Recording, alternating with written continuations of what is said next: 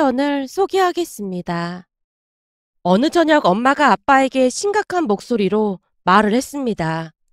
여보, 다음 주에 도연이 여자친구 데리고 온다고 하는데 어머니께 말씀은 드린 거야? 말씀은 드렸지. 근데 마음을 바꾸기는 어려울 것 같아. 그래도 첫인사인데 어머님이 안 계시면 좀 그렇잖아. 그건 나도 잘 아는데 당신도 어머니 고집 잘 알잖아. 어머니 성격에 절대 번복하지 않을걸. 지금 남일 말하듯 그렇게 말할 때가 아니잖아. 엄마가 약간은 짜증을 섞어 아빠에게 말했는데요. 나도 설득할 만큼은 했지. 근데 싫다고 하시는 걸 어쩌란 말이야. 아무리 그래도 그렇지. 손주 며느리가 첫 인사를 온다고 하는데 얼굴을 안 보고 싶다는 게 말이나 되는 소리냔 말이야. 엄마 얼굴에 불만이 가득해 보였습니다. 사실 며칠 뒤 오빠 여자친구가 첫 인사를 온다고 했는데 한 집에 살고 계신 할머니께서 조용히 입을 열었어요. 그럼 그날 나는 영미 집에 가 있으마. 어머님, 그게 무슨 말씀이세요? 손주 며느리감이 첫 인사를 오는데 어머님이 계셔야죠. 엄마가 놀란 채 할머니를 바라봤지만 할머니는 들은 척도 하지 않았어요. 손주 며느리감이 뭐가 그렇게 대단한 거라고 나보고 대기하고 있으라는 거야. 어차피 와서 밥만 먹다 갈 거 아니야. 니들이 알아서 하면 되는 거지. 내가 굳이 뭐하라 있어. 난 영미 집에 가 있을 테니 그런 줄 알고 있어. 할머니께서 자리를 박차고 일어나서 방 안으로 들어가 버리셨습니다. 갑작스런 할머니의 발언에 엄마가 많이 당황한 모습이었어요. 여보, 당신이 가서 말씀 좀 드려봐. 할머니랑 같이 살고 있다는 거 예비 며느리도 알고 있을 텐데 안 계시다고 하면 이상하게 생각할 거 아니야. 알았어. 내가 다시 설득해 볼 테니까 기다리고 있어봐. 아빠가 엄마를 진정시키려 애쓰고 있었는데요. 할머니를 우리 집으로 모시고 올라온 지 1년이 넘어가고 있었지만 할머니는 여전하기만 했습니다. 그 사건은 몇 년 전으로 거슬러 올라가서 할머니께서 암 진단을 받으면서 시작이 되었습니다. 그 누구도 예상치 못한 일이었기에 모두가 충격에 빠진 채 할머니 집에 모였는데요. 다들 눈치만 볼 뿐 먼저 말을 꺼내는 사람은 없었습니다. 순간 막내 고모가 흐느끼기 시작했어요. 막내 고모의 흐느낌을 시작으로 나머지 두 분의 고모들도 눈물을 뚝뚝 흘렸고요. 그 모습에 할아버지께서 많이 언짢은 표정으로 입을 열었습니다. 당장 울음 그치지 못해? 뭐 울 일이라고 울고들 있어. 니들 엄마는 무슨 일이 있어도 내가 살려낼 테니까 쓸데없는 걱정들 하지 마. 아버지, 이번 참에 저희 집으로 같이 가시죠. 서울 가서 치료받는 게 더 낫잖아요. 아빠가 할아버지를 설득했지만 할아버지가 그 어느 때보다 단호하게 말을 했습니다. 지금껏 우리 둘이 잘 살았다. 우린 살아도 같이 살고 죽어도 같이 죽을라니까 걱정하지 마라. 그리고 여기가 우리 집인데 가긴 어딜 가. 아파트 가면 네 엄마 답답해서 병이 도지기밖에 더 하겠어. 아버지, 고집 좀 그만 부리세요. 자식들 생각은 안 하시는 거예요? 어머니 몸도 안 좋으신데 두 분 여기에 두고 우리가 마음 편히 지낼 수 있겠어요? 우선 올라오셨다가 좋아지시면 다시 내려오면 되잖아요. 그날만큼은 아빠도 물러서지 않고 맞서고 있었는데요. 평소 할머니 할아버지의 고집은 황소 고집이라고 할 정도로 어마어마했거든요. 아빠가 지지 않고 맞서는 모습에 큰 고모도 할아버지를 설득했습니다. 아버지, 막내 말이 맞아요. 우선은 치료부터 하고 다시 내려오자고요. 제발 이번에는 우리 말 좀 들어주세요. 이러다 우리도 스트레스 받아서 병에 걸릴 지경이란 말이에요. 아버지 앞에서 못하는 소리가 없어. 우리가 없는 동안 집도 엉망이 되고 그래서 안 돼. 집이라는 건 사람 온기가 있어야 집다워지는 법이야. 아버지, 우리 남매가 오며 가며 잘 챙길 테니 그런 걱정은 하지 마세요. 아빠와 고모들이 한치의 물러섬이 없는 모습이자 자포자기한 모습으로 할아버지가 조용히 말을 했어요. 그럼 니들 엄마 치료 받을 때까지만이야. 치료 끝나자마자 바로 내려올 테니 그런 줄 알아. 그리고 우린 가더라도 영미 집으로 갈 테니 그리 알고. 할아버지가 막내 고모를 콕 집어서 말을 했는데요. 아버지, 아들 집을 두고 뭐하러 막내 누나 집에 가요? 그냥 저희 집으로 오세요. 저희 집이 집도 넓고 더 낫잖아요. 맞아요, 아버님. 제가 잘 모실 테니까 저희 집으로 오세요. 엄마도 할아버지를 설득했는데요. 그냥 딱 봐도 할아버지가 엄마 눈치를 많이 보고 있었습니다. 아니야. 우린 막내딸네 집이 더 편하다.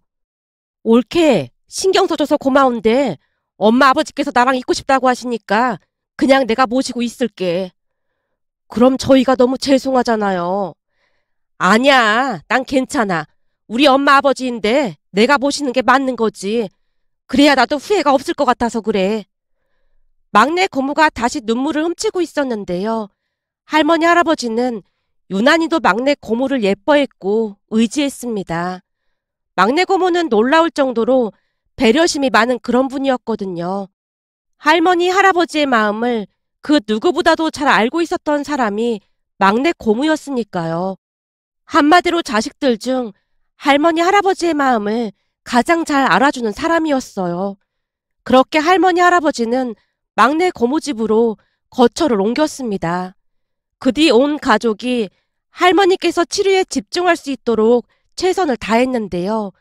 번갈아 가면서 병원에 모시고 다녀오는 것부터 반찬을 만들어서 막내 고모 집에 가져다 주기도 했고, 가족 모두가 한 마음이 되어 할머니의 완쾌를 기도하고 또 기도했습니다. 그러던 어느 날은 제가 두 분을 모시고 병원에 가게 되었는데요. 사실 저는 할머니 할아버지께 살갑게 굴던 손녀는 아니었습니다. 평소 할머니 할아버지께서 워낙 엄하시기도 하셨고 외갓집 근처에 살다 보니 외할머니와 훨씬 더 가깝게 지냈으니까요. 그날도 두 분을 차에 태우고 병원으로 이동하면서 무슨 말을 해야 할지 난감해서 마른 침만 삼키고 있었는데요. 그런 제 마음을 아는지 모르는 것인지 할머니 손을 꼭 잡고 있던 할아버지께서 할머니께 조용히 말했어요. 정신 바짝 차리고 앞으로 딱 3년만 더 살아줘. 3년? 왜 하필 3년이야? 글쎄, 그냥 3년만 더 살았으면 좋겠어. 나도 살 만큼 살았으니까 그만큼은 더 살다가 나도 같이 가면 좋잖아. 나는 당신만 있으면 이승이든지 저승이든지 상관없어. 그러니까 딱 3년만 더 살란 말이야. 항암 치료가 힘든 건 알지만 그렇게 안 먹으면 3년을 더 살겠어 못 살겠어. 나 혼자 남아서 당신도 없이 내가 자식들한테 구박받으면서 살았으면 좋겠어. 그러니까 먹고 토하는 한이 있어도 무조건 잘 먹어야 해. 뭘 먹어야 치료도 할 수 있을 거 아니야. 알았어. 잘못했어. 할머니가 고개를 떨구고 있었어요. 순간 룸밀러로 차 뒷좌석에 앉아 계신 두 분의 모습을 지켜보고 있었는데요. 세상에서 가장 무섭게만 느껴졌던 할아버지의 눈에 눈물이 가득했습니다. 두 분의 모습에 제 눈에서도 눈물이 쉴 새 없이 쏟아지고 있었어요. 제가 알던 할아버지는 매사 퉁명스럽게 말을 하시던 분으로 아무 감정도 없는 그런 분처럼 느껴지곤 했었는데 그날 처음으로 할아버지가 인간적으로 느껴졌다고 해야 할까요? 할아버지는 지극정성으로 할머니를 돌보셨습니다. 그런 할아버지 마음을 할머니도 알고 있었던지라 많은 노력을 하신 건 말할 것도 없었고요. 그렇게 시간이 지나 할머니는 힘든 항암 치료를 잘 끝내셨고 기다렸다는 듯이 두 분이 다시 예전 집으로 내려가셨습니다. 경과가 너무 좋아 관리만 잘하면 될 것 같다는 의사의 말에 가족 모두 한결 가벼워진 마음으로 지내고 있었어요. 더 이상은 우리 가족에게 안 좋은 일이 일어나지 않을 거라고 굳건하게 믿기까지 했던 것 같습니다. 하지만 그 행복이 깨지는 데는 그다지 오래 걸리지도 않았습니다. 어느 날 장례식장에 다녀오시던 할아버지께서 교통사고로 세상을 떠나셨습니다. 우리에게는 여전히 너무나도 힘든 일이기에 자세한 이야기는 생략하도록 하겠습니다. 너무나도 갑작스러운 일에 할머니는 식음을 전폐했고 부모님이 할머니를 모시고 올라왔는데요. 할아버지와 함께 살던 공간에 홀로 계신 게 힘들긴 하셨던 모양으로 조용히 우리 집으로 따라오셨습니다. 하지만 할머니는 시종일관 굳은 표정으로 가족들을 피하곤 했습니다. 늘 입을 꾹 다문 채 환한 얼굴로 방 안에만 앉아 계셨으니까요. 할머니께서 가장 싫어했던 것이 있었는데요. 그게 누구든 할머니 방에 들어가는 걸 끔찍히도 싫어하셨어요. 어느 날 엄마가 청소를 하겠다고 할머니 방에 들어가려고 했지만 할머니께서 거의 경기를 하셨기에 다들 두 손 두 발 닫은 채 그냥 할머니 뜻에 따를 뿐이었습니다. 방 청소도 할머니께서 직접 하셨고 식사가 끝나기 무섭게 방으로 들어가셔서 잘 나오지도 않았어요. 처음에는 부모님도 충격으로 그렇다고 생각한 채 할머니께서 문 밖으로 나오시길 기다렸지만 할머니는 문 밖으로 나올 생각이 없어 보였습니다. 오로지 막내 고모만이 할머니 방을 드나들 수가 있었는데요. 어느 날은 막내 고모가 할머니께 고모 집으로 가자는 말을 했지만 할머니가 강하게 거부했습니다. 아마도 할머니께서 암투병을 하실 때 할아버지와 함께 계셨던 공간이라 그러지 않았을까 추측해 볼 뿐입니다. 그렇게 오빠 여자친구가 첫 인사를 오던 날 할머니는 막내 고모를 불러서 외출을 했습니다. 제가 볼 때는 새로운 누군가를 만나고 정을 나누는 그런 모든 일들을 힘들어하는 것 같아 보였어요. 결국 할머니 없이 오빠 여자친구를 맞이했고 엄마가 둘러댔습니다. 할머니랑 같이 살고 있는데 급한 일이 있어서 나가셨어요. 오빠 여친은 대수롭지 않게 생각하는 듯 해보였고 얼마 뒤 상견례를 하게 되었는데요. 상견례를 다녀온 엄마가 오빠에게 조용히 물었습니다. 성격 하나는 끝내준다고 하던데 뭐가 끝내준다는 거야? 그게 지나면 알겠지만 진짜 성격 하나는 끝내줘. 아무리 무뚝뚝한 사람을 데리고 와도 반나절이면 친해질 수 있을걸? 그게 정말이야? 대체 성격이 어떻길래 그러지? 겪어보면 알 거야. 장난 아니거든. 내가 보기엔 할머니랑도 친해질 수 있을걸? 뭐? 할머니랑? 그건 좀 힘들지 않을까 싶다. 할머니 고집이 어디 보통 고집이니? 우리 집에 오신 지 벌써 1년째인데 아직도 식사할 때 빼놓고는 나오시지도 않잖니. 글쎄, 굳이 친해지라고 하지 않아도 친해질걸? 그런 걸 그냥 두고 볼 사람이 아니거든. 오빠가 싱긋 웃고 있었는데요. 그때 당시 우리는 오빠의 말을 정확히 이해하지 못했습니다. 그냥 예비 새언니가 성격이 진짜 좋긴 한가 보다라고 생각했을 뿐이었으니까요. 몇 달 뒤 오빠와 새언니는 결혼을 했습니다. 할머니께서 결혼식에 참석을 해주셔서 가족 모두 안도의 한숨을 내쉴 정도였어요. 그런데 새언니는 오빠가 말했던 것보다 훨씬 더 성격이 좋았습니다. 오빠 부부가 결혼을 한 뒤 집안 분위기가 너무나도 많이 바뀌어 갔으니까요. 그런 새언니의 성격을 전혀 몰랐었기에 신혼여행을 다녀온 새언니에게 엄마가 당부하듯 말을 꺼냈어요. 얘, 우리 집은 시집살이 그런 것도 없고 하니까 걱정할 거 아무것도 없다. 네 시누이도 그런 거 딱 질색하거든. 다만 우리 집에서 지켜줘야 하는 게 한 가지가 있는데 저기 할머니 방인 건 잘 알고 있지? 네, 알고 있어요. 할머니께서 방에 들어오는 걸 엄청 싫어하시거든. 그러니까 할머니 방은 절대로 들어가면 안 된다. 알겠니? 정말요? 그럼 할머님은 방에만 계시는 거예요? 식사할 때 빼놓고는 잘 안 나오시니까 신경 쓰시게 하지 말란 말이야. 그리고 할머니께서 과일을 참 좋아하시니까 혹시 집에 올 때 다른 거 사올 생각하지 말고 가끔 과일 정도만 챙겨서 오던지 해. 우리가 없을 때 할머니께서 참외를 달라고 하시면 안에 씨는 다 제거하고 드려야 한다. 그리고 할머니께서 떡을 참 좋아하시는데 혹시 목에 걸릴 수도 있으니까 드릴 때는 잘게 잘라서 따뜻한 차랑 같이 드려야 하고 말이야. 어차피 네가 할 일은 없겠지만 우리 가족들은 다 알고 있어야 하는 거라 알려주는 거야. 마지막으로 혹시나 할머니께서 서운하게 하더라도 네가 이해를 해주렴.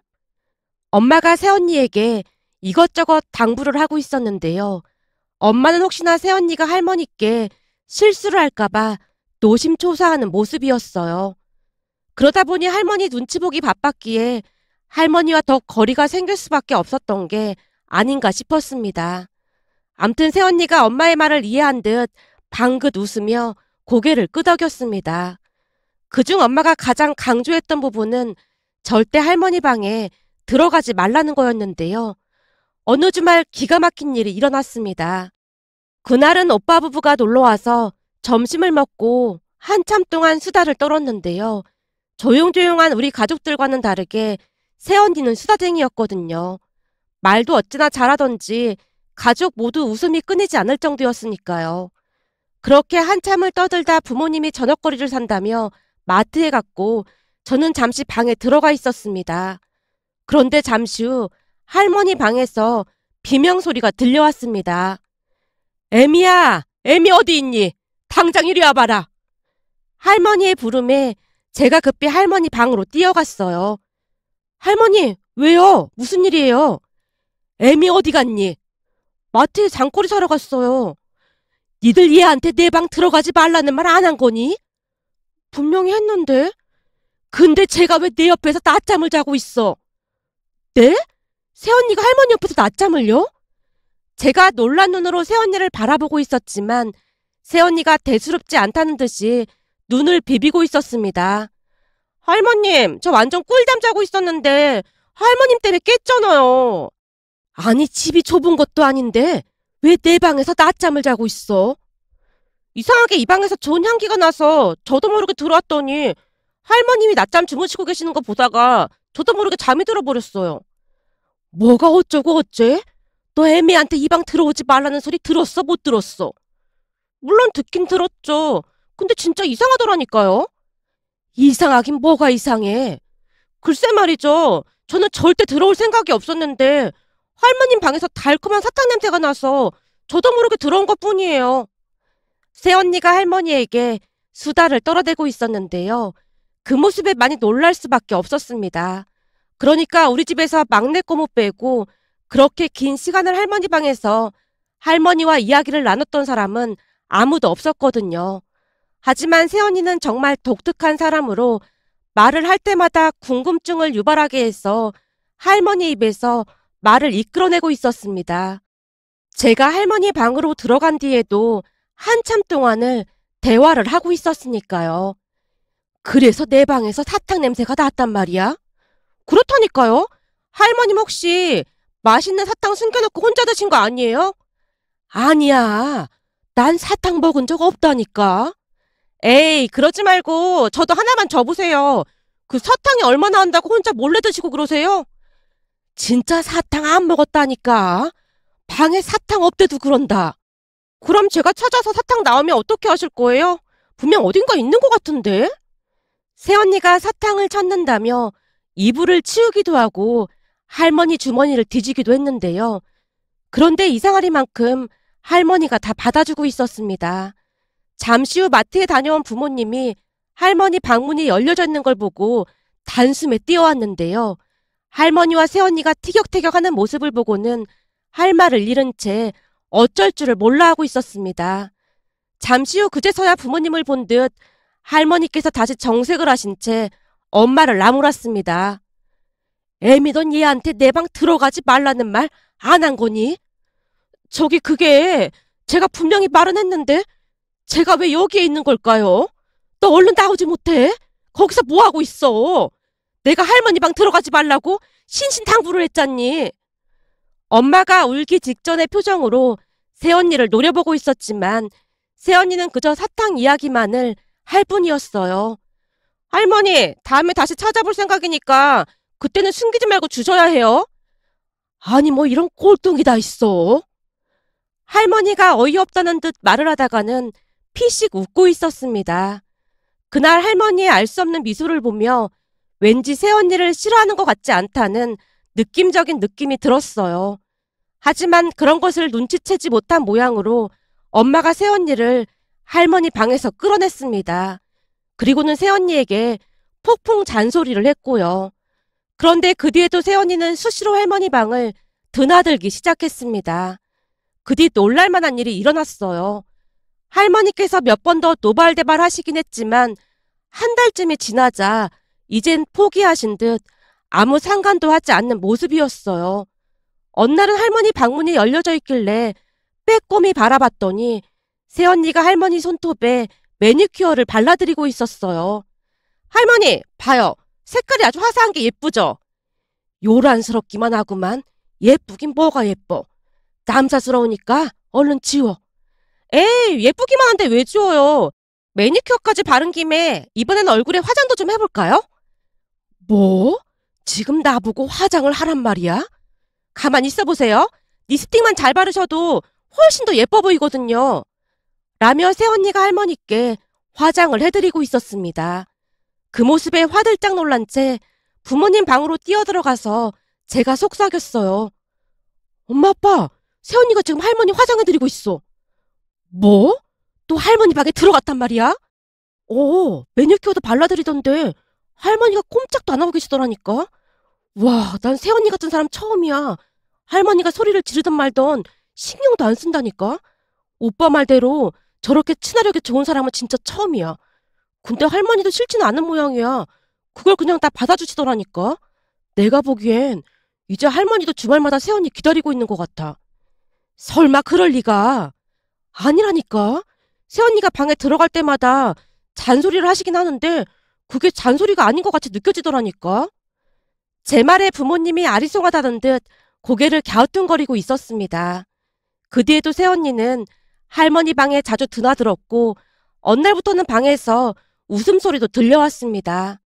그러던 어느 날은 새언니가 중대 발표를 하겠다며 가족들을 한자리에 모았어요. 중대 발표라는 게 뭐야? 사실 할머니 버킷리스트가 있으셨더라고요. 버킷리스트가 뭐야? 살면서 꼭 해보고 싶었던 일? 그런 걸 말하는 거예요. 할머니께서 그러셨니? 네, 그 버킷리스트 그걸 꼭 완수하고 싶어 하세요. 그래서 제가 도와드리기로 했고요. 새언니가 할머니와 있었던 이야기를 자세히 해줬는데요. 새언니 말에 의하면 할머니께서 암 치료를 받으러 다니실 때 할아버지께서 할머니께 먼저 말을 꺼냈다네요. 당신이 암 이겨내기만 하면 당신이 살면서 해보고 싶었던 거 내가 다 들어줄게. 하고 싶은 거 그런 거 없는데. 하고 싶은 게 없긴 왜 없어. 우리도 요즘 젊은 사람들처럼 손잡고 데이트도 하고 그러자고. 다 늙어 빠져서 남사스럽게 무슨 손을 잡고 다녀. 사람들이 욕이나 안 하면 다행이겠네. 남사스러울 게 뭐가 있어. 욕하고 싶으면 하라지. 우리도 이제는 그런 거 상관하지 말고 남은 인생 재미있게 살자고. 할아버지와 함께 하고 싶은 일들을 빼곡히 적었다고 합니다. 하지만 그걸 이루기도 전에 할아버지께서 먼저 세상을 떠나셨으니 할머니가 받은 충격은 이루 말할 수가 없었고요. 한참 동안 설명을 하던 새언니가 결심을 한 듯 다시 말을 이어갔습니다. 그래서 제가 할머니 버킷리스트를 이뤄드리기로 했어요. 뭐? 네가 그걸 어떻게 해? 할아버지도 안 계신데. 그니까 제가 할아버지 역할을 하면 되는 거죠. 근데 할머니도 하시기로 한 거니? 엄마가 의심 가득한 표정으로 새언니를 바라봤는데요. 새언니가 해맑게 웃으며 고개를 끄덕였습니다. 그 뒤 놀라운 일이 일어났는데요. 어느 날 새언니가 제게 전화를 걸어왔어요. 아가씨, 주말에 할머님이랑 어디 좀 갈 건데 같이 가줄래요? 저도 같이요? 제가 용돈 두둑히 챙겨드릴 테니까 조금만 도와주세요. 다른 사람도 아니고 할머니를 위한 것이라고 하니 저도 거절할 수가 없어서 알았다고 대답을 했는데요.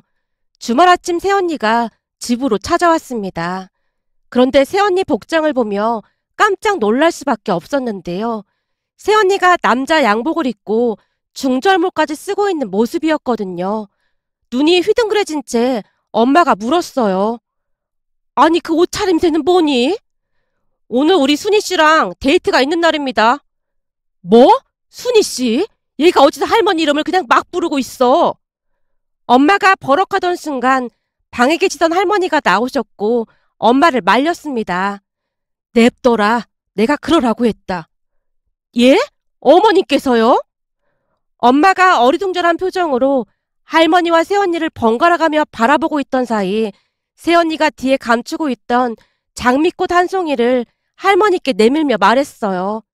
순이씨, 오다가 순이씨처럼 예쁜 꽃이 있어서 한번 사봤어요. 세상에나, 장미꽃 아니야? 너무 예쁘구나. 순이씨 마음에 든다고 하니 아주 기분이 좋네요. 그럼 슬슬 외출 준비해볼까요? 새언니가 할머니 방으로 들어가서 할머니께 꽃단장을 해드렸는데요. 언제 샀던 것인지 할머니께서 예쁜 원피스를 입고 예쁘게 화장을 한 모습이었습니다. 어머님, 너무너무 예쁘신데요? 그 원피스는 언제 사신 거예요? 진짜 잘 어울리시네요. 괜찮니? 주책이라고 할까봐 싫다고 했는데 굳이 이걸 사주지 뭐니? 색깔이 너무 화려하지? 아니에요. 너무 잘 어울리세요. 어쩜 20년은 젊어 보이세요. 말이라도 참 고맙구나. 할머니의 말에 엄마의 눈시울이 붉어져 있었습니다. 그 사이 새언니가 제게 말을 했어요. 아가씨, 그럼 오늘 사진 촬영 좀 잘 부탁드릴게요. 알겠어요. 걱정하지 마세요. 제가 예쁜 사진 많이 찍어드릴게요. 새언니가 어찌나 철저히 준비한 모습이었던지 저도 허투루 하면 안 되겠다는 생각에 주먹까지 불끈 쥐었답니다. 그렇게 새언니와 함께 할머니를 모시고 호텔 레스토랑으로 들어갔는데요. 남자처럼 차려입은 새언니를 사람들이 흘끔흘끔 쳐다보고 있었어요. 거기다 화려하게 차려입은 할머니 모습도 신기한 듯 바라봤고요. 그 모습에 할머니께서 잠시 주눅이 든 듯 움츠러들자 새언니가 말했습니다. 순희씨, 어차피 오늘 보면 다시 볼 사람들 아니니까 상관하지 마세요. 라며 새언니가 의자를 빼서 할머니가 앉도록 도와드렸습니다. 멋들어지게 차려입고 고급 레스토랑에서 같이 스테이크 먹기. 그게 할머니 할아버지의 첫 번째 버킷리스트였는데요. 할아버지께서 작성한 노트에는 중절모를 반드시 써야 한다고 적혀 있었다네요. 그리고 할머니 원피스는 최대한 화려한 것이어야 한다고 적혀 있었고요. 우리는 와인까지 곁들여서 맛있게 식사를 했습니다. 잠시 후 새언니가 할머니 손을 잡고 레스토랑을 나오며 말했어요. 순희씨, 그럼 이제 이렇게 손을 꼭 잡고 덕수궁 돌담길을 한번 걸어볼까요? 영감이랑 이렇게 손을 잡고 걸어본 게 얼마만인지 모르겠네. 라며 할머니가 눈시울을 붉혔는데요. 어느새 할머니는 새언니를 할아버지로 생각하려 노력하고 있는 듯해 보였습니다. 그렇게 두 사람이 손을 꼭 잡고 덕수궁 돌담길을 걸었고 저는 쉴 새 없이 사진을 찍어대느라 손가락이 아플 정도였습니다. 간혹가다 멋진 모습을 담기 위해 바닥에 엎드려서 촬영까지 했는데요. 덕분에 지나가던 사람들이 다들 신기한 듯 쳐다보기도 했지만 새언니 말대로 어차피 한 번 보고 안 볼 사람들이었기에 얼굴에 철판을 깔기로 작정을 했답니다. 할머니께서 그토록 행복해하는 모습은 처음 봤다고 해도 과언이 아니었으니까요. 그날 집으로 돌아온 할머니는 세상을 다 가진 사람처럼 부모님에게 사진까지 보여주며 자랑을 했습니다. 할머니의 새로운 모습에 부모님도 많이 놀란 모습이었지만 귀를 쫑긋한 채 할머니의 이야기를 빠짐없이 듣고 있었습니다. 그렇게 다음 주 주말이 되었고 그날은 새언니가 운동복 차림으로 들어왔어요. 그 모습에 엄마가 물었고요. 오늘은 유원지에서 자전거 타기로 했다고 했지? 네. 저기 위험하지 않게 조심하렴. 혹시나 다치시면 큰일이잖니. 걱정하지 마세요. 제가 헬멧이랑 무릎 보호대까지 다 준비했는걸요? 그날도 역시나 제가 두 사람을 따라다니면서 사진 촬영을 했는데요. 두 사람은 자전거를 타고 저는 뛰어다니면서 사진 촬영을 하느라 정신이 하나도 없었습니다. 새언니가 앞에서 페달을 밟았고 할머니가 뒤에 탔는데요. 페달을 열심히 밟던 새언니가 투덜댔습니다. 순희씨, 살 좀 빼야겠어요. 너무 무거운데요? 숙녀한테 그런 말은 신뢰가 되는데. 그리고 앞 좀 잘 보고 운전해. 넘어져서 다치면 애미한테 잔소리 엄청 들으니까. 네, 알겠습니다. 꽉 잡으세요. 두 사람이 티격태격하며 자전거 드라이브를 즐겼습니다. 그러는 동안 저는 뛰다 걷다를 반복하며 촬영을 하느라 쓰러지기 일보 직전이었고요. 그날도 역시나 할머니는 세상 행복한 모습으로 일찍 주무셨답니다.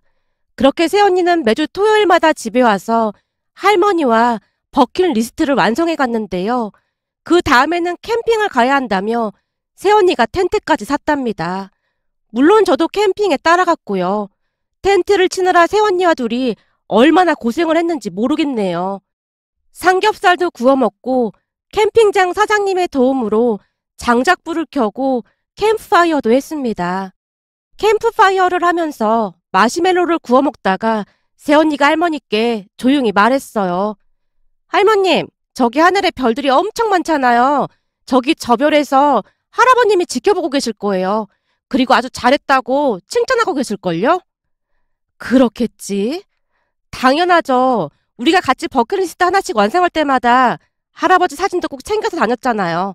아무도 할머니께 엄청 고마워하고 계실걸요?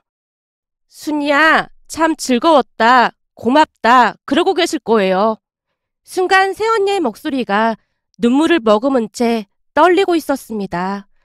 그날 우리는 밤하늘의 별을 보며 도란도란 이야기를 하다가 잠이 들었습니다. 그쯤에서는 새언니 덕분에 저도 할머니와 꽤 친해지게 되었는데요. 알고 봤더니 할머니께서 우리에게 차갑게 굴었던 이유가 있었더라고요. 처음으로 할머니께서 제게 속마음을 이야기해 주셨거든요. 하나밖에 없는 아들이 낳은 손주인데 왜 안 예뻤겠어? 눈에 넣어도 안 아플 만큼 예뻤지. 그치만 네 아빠 위로 누나만 셋이었잖니. 딸 만났다가 아들 낳아서 귀하긴 했지만 그렇다고 우리가 자꾸 참견하고 그러면 안 될 것 같아서 더 차갑게 행동하려고 했던 것뿐이야.